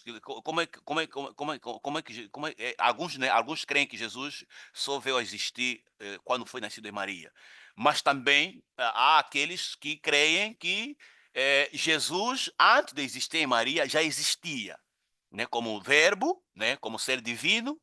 Claro que o nascimento em Maria foi o caminho que Deus usou para o Filho de Deus assumir a forma humana. Okay? Então aí fica claro a explicação. Então, atenção, irmãos, essa é apenas minha opinião, né? Essa é só minha opinião. O unitarismo bíblico é uma visão que facilita a compreensão de toda a Bíblia. Se você pegar a ideia do unitarismo e você ler a Bíblia toda ela faz sentido. Se você pegar o trinitarismo, ler a Bíblia toda, vai encontrar mais de 500 versículos da Bíblia que vão te fazer confusão. Se você pegar o unicismo e ler a Bíblia, vai encontrar muitos textos que vão te fazer confusão. E não tem solução de você resolver. Já as perguntas que os irmãos poderem colocar sobre o unitarismo, tem solução. Tem solução coerente, solução que se harmoniza com as escrituras. Então, é a menos, penso que em termos de problema, é a que menos tem problema, e os problemas são possíveis de serem resolvidos. Mas atenção, repito, isto é só minha opinião. Ok? É só minha opinião. Não vale mais do que minha opinião. Deixa eu ver se tem mais alguma pergunta aqui no chat. Estamos já encerrando nossa aula, já passou 1 minuto. Penso que já não tenho pergunta. Deixa eu ver aqui. Armand. Deixa eu ver. Não tem mais pergunta. Ok, então, irmãos, eu quero agradecer a vossa participação. Espero que tenham gostado ou tenham, pelo menos, aprendido alguma coisa da aula. Então, desejo bom descanso. Eu vou depois partilhar nos vossos grupos as questões de consolidação. Ou seja, depois dessa aula, quais são as perguntas que os irmãos têm que ser capazes de responder. Ok? Bom descanso, então, irmãos. Até a próxima aula. Tamo juntos. Muito obrigado. Amém.